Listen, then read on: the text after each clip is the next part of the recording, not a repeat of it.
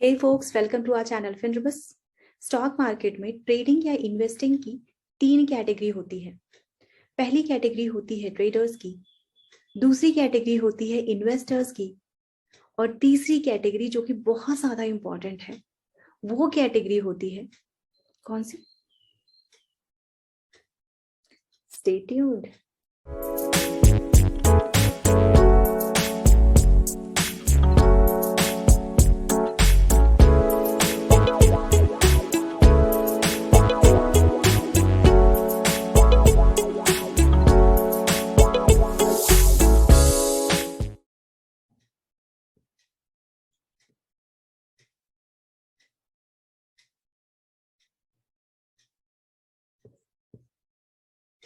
Stock market में profit earn करने वालों की, स्टॉक मार्केट में वेल्थ क्रिएट करने वालों की तीन कैटेगरी होती है। पहली कैटेगरी होती है ट्रेडर्स की, दूसरी कैटेगरी होती है इन्वेस्टर्स की, और तीसरी कैटेगरी होती है ट्रेडर कम इन्वेस्टर की। जो पहले तो ट्रेडर होता है, बाद में धीरे धीरे धीरे इन्वेस्टर हो जाता है। ओके। बहुत ज्यादा लोगों को तो ये पता ही नहीं होता कि वो ट्रेडर हैं या इन्वेस्टर हैं। स्टॉक मार्केट में सस्टेन करने के लिए बहुत ज्यादा जरूरी है कि आप अपनी KYS करें। KYS,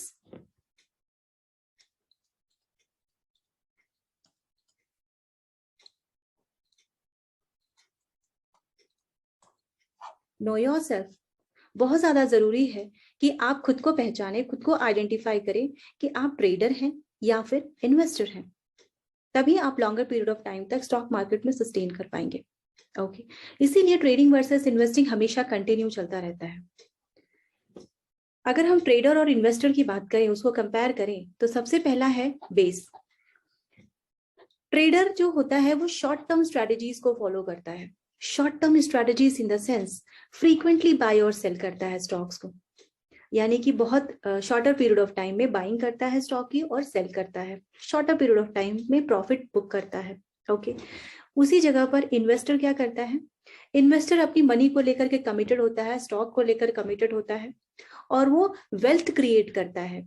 okay. वेल्थ क्रिएट करता है लॉन्गर पीरियड ऑफ टाइम में। लॉन्गर पीरियड ऑफ टाइम में मतलब इन्वेस्टर उसे कहते हैं जो एक साल से ज्यादा के ऊपर इन्वेस्ट करे, मोर देन 1 ईयर।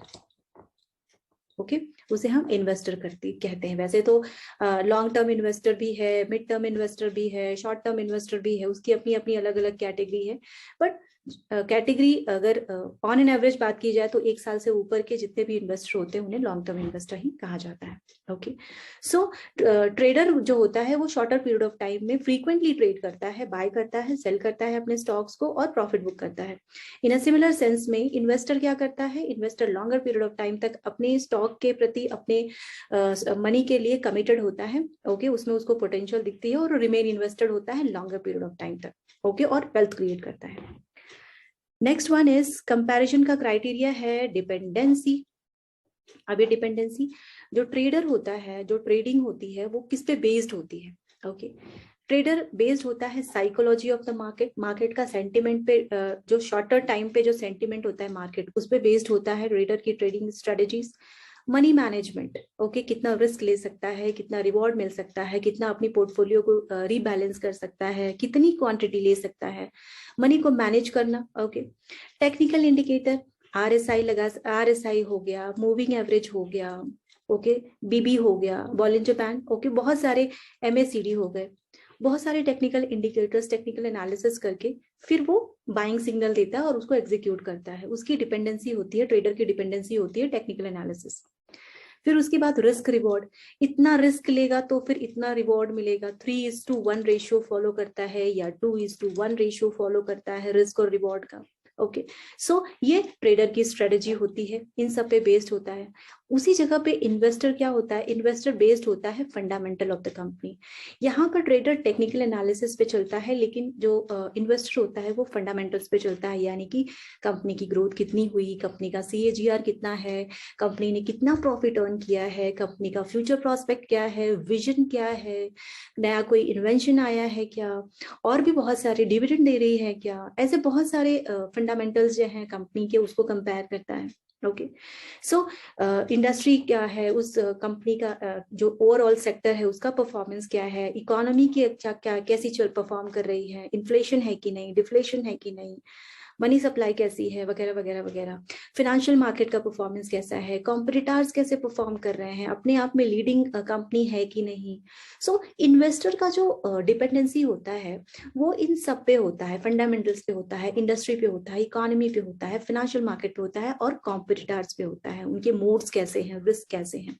ओके, और ट्रेडर की होती है technical analysis, psychology of market, shorter period of time में मनी मैनेज करना, उसको अपनी पोर्टफोलियो को रीबैलेंस करना, ये सब ट्रेडर की डिपेंडेंसी होती है। Okay, next one is risk.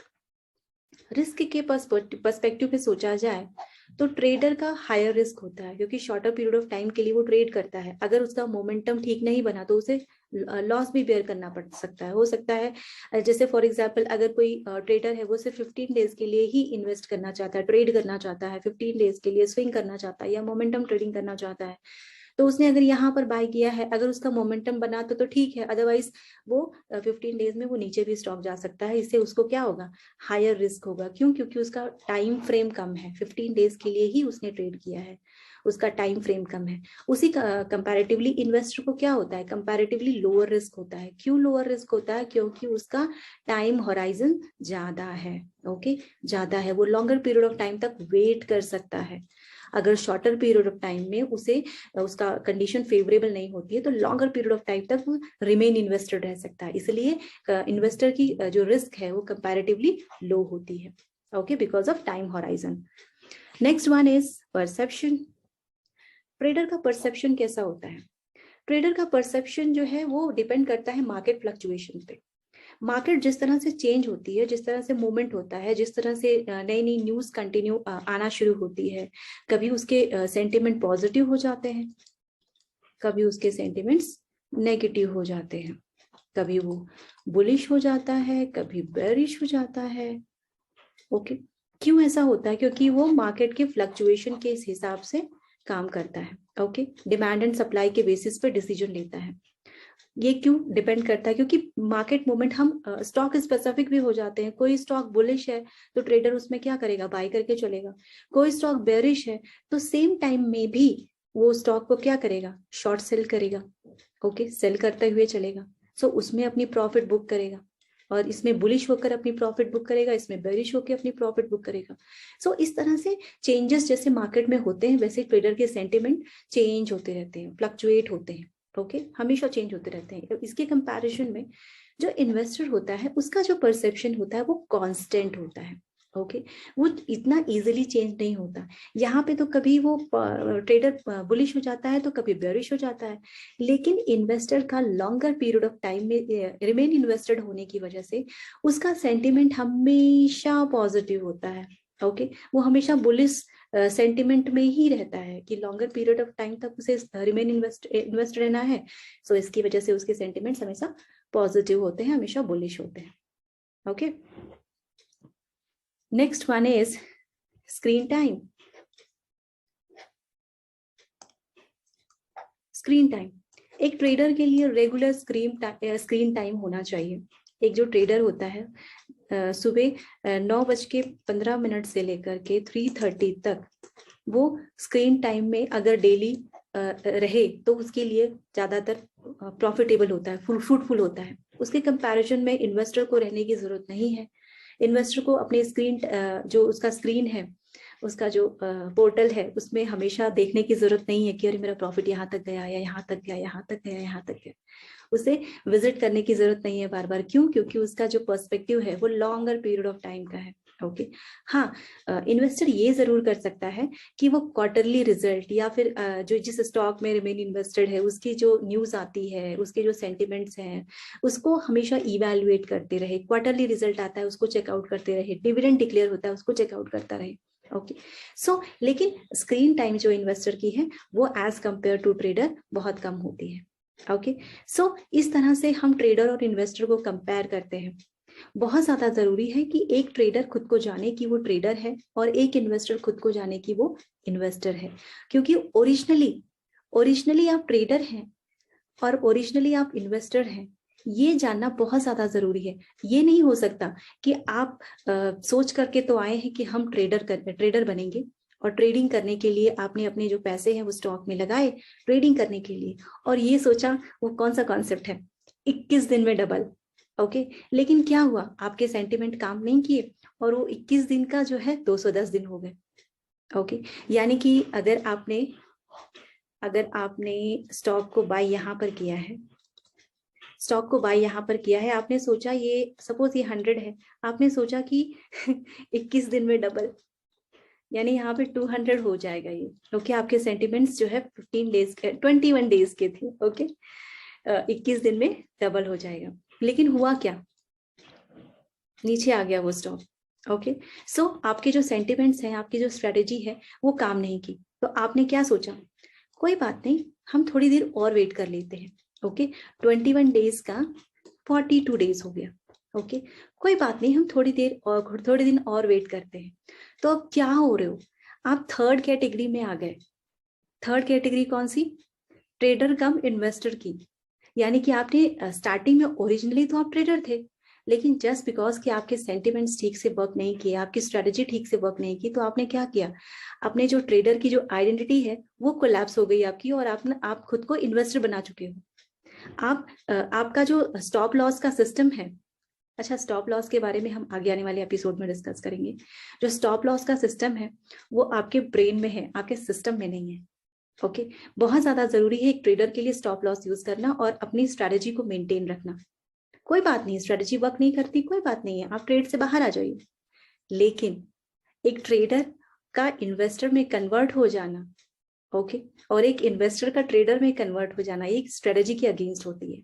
Okay, so third category है ट्रेडर कम इन्वेस्टर की। सो इसीलिए वो स्टॉप लॉस यूज करने की जगह पर वो सेंटिमेंट्स अपने बढ़ाता जाता है, एक्सपेक्टेशन बढ़ाता जाता है कि कोई बात नहीं, नेक्स्ट टाइम शायद 21 डेज बाद फिर प्रॉफिट हो, या फिर नेक्स्ट 21 डेज बाद फिर प्रॉफिट हो, और धीरे धीरे धीरे करके वो इन्वेस्टर में कन्वर्ट हो जाता है। ओके, लेकिन अच्छी स्ट्रेटेजी ये होती है कि अगर आप ट्रेडर हैं तो ट्रेडर की स्ट्रेटेजी को सिंपली फॉलो करिए, be the part of process, profit अपने आप आएगी। ओके, प्रोसेस का हिस्सा बनिए, प्रोसेस को ठीक से फॉलो करिए, और इससे आप अपने लिए चंक क्रिएट कर सकते हैं, अपने लिए प्रॉफिट, अगर आप इन्वेस्टर हैं तो आप अपने लिए वेल्थ क्रिएट कर सकते हैं। लेकिन ऐसा नहीं होगा कि आप ट्रेडर हैं और तो आपके सेंटिमेंट वर्क नहीं कर रहे हैं तो आप इन्वेस्टर बन गए। ओके, सो मिलते हैं नेक्स्ट एपिसोड में ऐसे ही किसी इंटरेस्टिंग टॉपिक के साथ। तब तक आप फिनरिबस को लाइक, शेयर एंड सब्सक्राइब कर सकते हैं। Thank you so much.